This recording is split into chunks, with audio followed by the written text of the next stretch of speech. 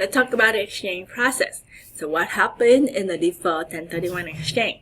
So remember in our last lesson, the deferred 1031 exchange allows real estate investor to sell property and reinvest the proceeds into a new property while deferring capital gain taxes. So here are an overview of what happened in a deferred 1031 exchange from start to finish. So this is just an overview that's going to be basically about 4 steps. So first of all, you want to engage a qualified intermediary, then sell the relinquished property, identify replacement property, and then purchase the replacement property. So some key stages and timeline. So the first step is to engage a qualified intermediary. So the first step in a deferred 1031 exchange is to engage a qualified intermediary. The QI play a crucial role in facilitating the exchange process and ensuring compliance with IRS rules.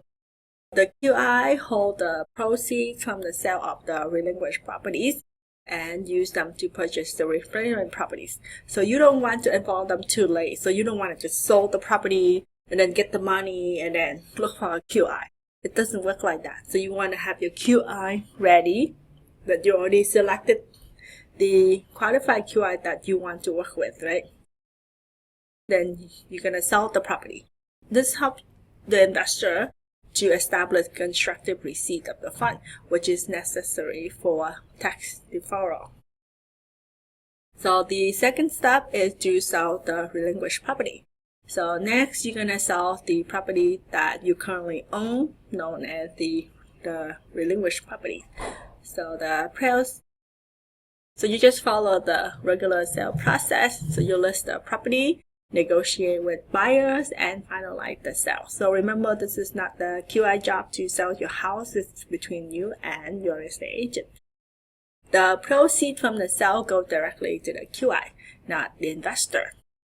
For example, an investor sells a rental property for $500,000. The QI received the $500K for the sale. The third step to do is to identify replacement properties. After the sale of the relinquished property, the investor has 45 days to identify potential replacement properties.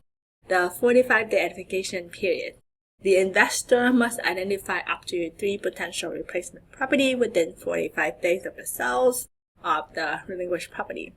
Alternatively, they can identify more than 3 properties if the combined value does not exceed 200% of the value of the relinquished property. So there are multiple rules.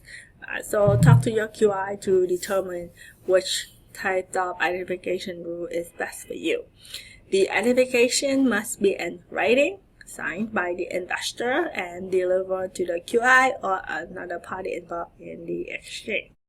For example, the investor identified 3 potential properties worth $450,000, and then another one $475K, and another one $490K. And then usually the QI gonna give you the identification form, so you just fill it out, sign it, and then send it back to them. The fourth step is to purchase the replacement property. So once the replacement property are identified, the investor has 180 days from the sale of the relinquished property to complete the purchase of one or more of the identified properties. You can only buy on the list that you choose, but if none of the sales of the property that you identify go through, then you don't have any exchange. You have the 180 days deadline to complete your purchase period. So the investor must close on the replacement property within 180 days of the sale of the relinquished property. The 180 days period runs concurrently with the 45-day identification period. You need to close on the purchase. So the QI use the proceeds from the sales of your old property to buy your new property on behalf of you. So for example, an investor decides to purchase the property worth $475,000 and complete the transaction within 120 days of the sale. So they meet all the criteria to make this a legit 1031 exchange. So let's look at an example that more like a step-by-step. So let's walk through a hypothetical example to illustrate the process. Step 1, engage the QI. So you're going to contact your QI to initiate the exchange process and sign the agreement with your QI. The step 2 is to sell the relinquished property. So say, for example, you sell your rental property for $500,000, so the QI received the $500,000 from the SIP. The third step, identify the replacement property. So you identify 3 property within the 45 days period.